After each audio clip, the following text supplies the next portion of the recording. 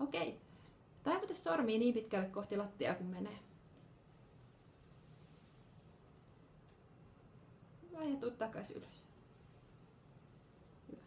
Sitten sä voit mennä uudestaan ja kerro mulle, jos jossain kohtaa, mistä ekana ottaa vastaan tai ottaako jostain kohtaa?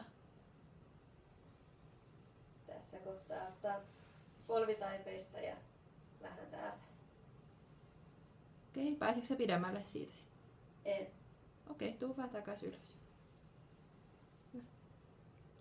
Sitten laita kädet vyötärölle ja taivuta taaksepäin. Sen verran kun menee. Kerro, ottaako joku vastaan? Tuu vaan takaisin. Ei oikeastaan.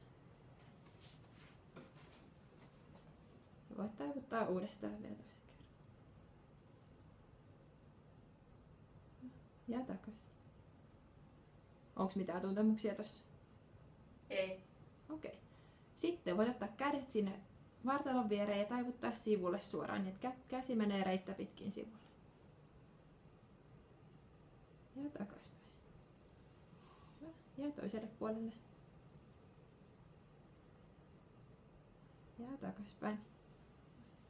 Miten tossa me vaan uudestaan? Tuleeko tuntemuksia? Kiristää kyljestä. Ei tuu kipua. Kummat puolet kiristää? Vasemmalta enemmän. Entä tänne päin? Vähemmän. Hyvä, tuu vaan takaisin. Hyvä, se riittää.